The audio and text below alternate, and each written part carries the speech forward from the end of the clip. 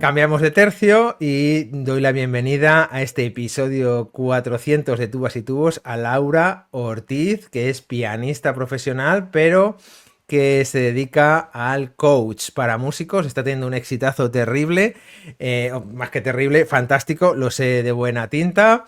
Hay muchos músicos profesionales que ya están siendo conscientes de que los coaches realmente son de gran ayuda y Laura es una de las referentes ahora mismo. Tiene un podcast, tiene una página web, os animo a visitarla.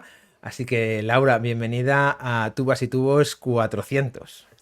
Muchísimas gracias por invitarme, David, y enhorabuena, por supuesto, por los 400 episodios de Tubas y Tubos, que se dice pronto.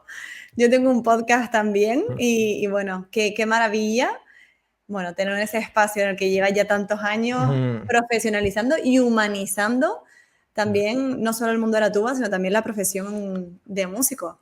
Paso a paso, siempre fue paso a paso. Yo tenía claro cuando empecé esto paso a paso, largo recorrido y disciplina. Ya sabes que es el talento de los que no tenemos talento. Bueno, siguiendo un poco el resto de entrevistados que estáis aquí en este episodio especial, yo me gustaría que nos contaras cómo estás viendo, porque tú tienes un contacto muy cercano con muchos músicos profesionales.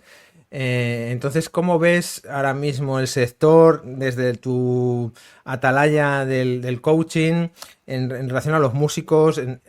De músicos, sobre todo a mí me interesa saber cómo los ves en relación al desarrollo personal y profesional, ¿no? Que es una de quizás las áreas que tú más trabajas con ellos.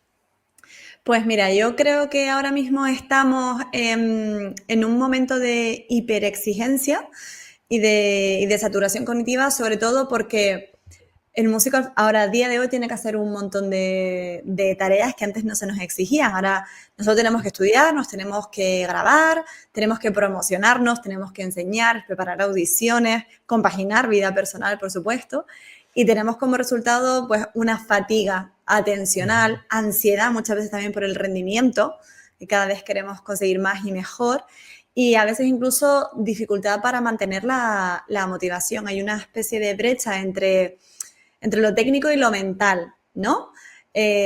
Obviamente, con el paso de los tiempos y, por supuesto, gracias también a la globalización, hemos mejorado, yo creo que tanto orquestas, conservatorios, bueno, escuelas de música, bandas, hemos elevado ese estándar técnico, pero todavía seguimos arrastrando muchos tabúes, que es, si entreno mi mente, es que tengo un problema. Si necesito ayuda, es que no soy tan bueno. Y al contrario, al final, entrenar la mente es profesionalizarnos aún más. Claro. Tanto que nos encanta compararnos con deportistas de élite y ellos cuentan con psicólogos, con coach, con fisioterapeutas y en nuestro caso parece que sigue existiendo un poco de tabú. Sí, sí. Bueno, aparte de eso, que tenemos luego otras muchas exigencias de la vida de este siglo, que por supuesto ya dejan de corresponderse, ¿no? Muchas veces también, pues tenemos, lo dicho, que grabarnos, temas redes, etcétera. Eso sigue siendo un escaparate también para mucha gente freelance. Y tenemos que luchar también contra las ideas antiguas de hay que estudiar más, porque ya se nos queda corto. En vez de estudiar mejor, ¿no?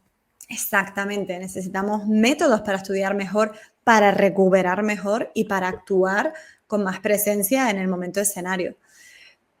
Yo sí veo cosas que estén funcionando, ¿eh? O sea, la sensación es que, sí, de lo que te veo a ti y de la gente tal, veo que se está tomando conciencia de que el trabajo que realiza un perfil como el tuyo de coach es de gran ayuda, sobre todo de cara a desarrollo personal y profesional y preparación de audiciones, oposiciones, de todo esto, ¿no? Entonces, yo creo que sin duda alguna es de gran ayuda y yo lo recomiendo, vamos, faltaría más.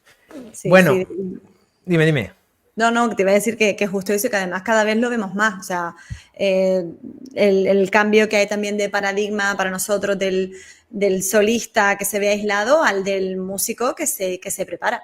Que se prepara con un equipo, que se prepara a nivel mental, emocional, para poder rendir mejor y obviamente tienen mejores resultados.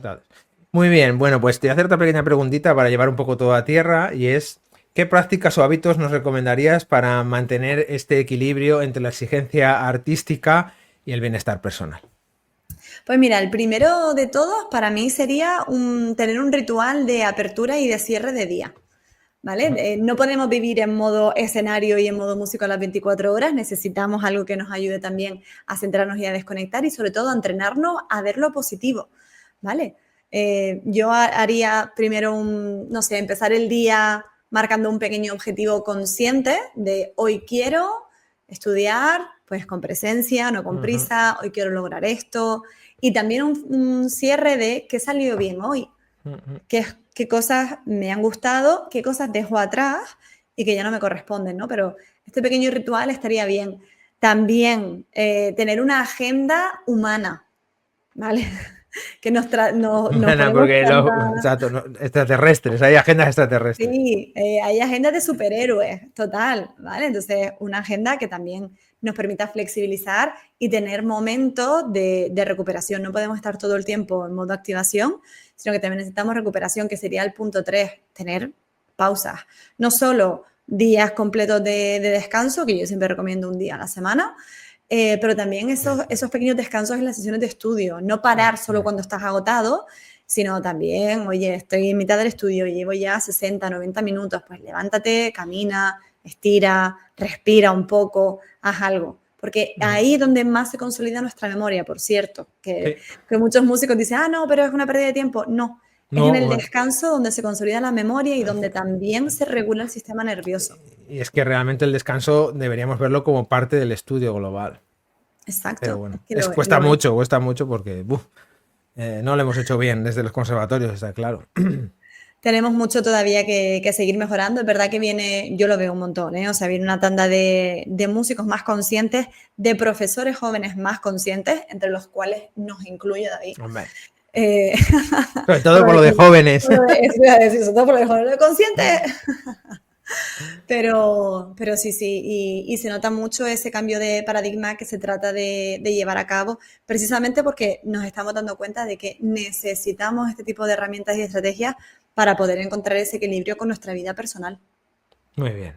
Pues Laura, gracias de corazón por pasarte por este episodio tan especial. Así que nos vemos estos días, que estamos aquí los dos en Gran Canaria, y vamos a disfrutarlo. Chao, gracias chao. a ti. Chao.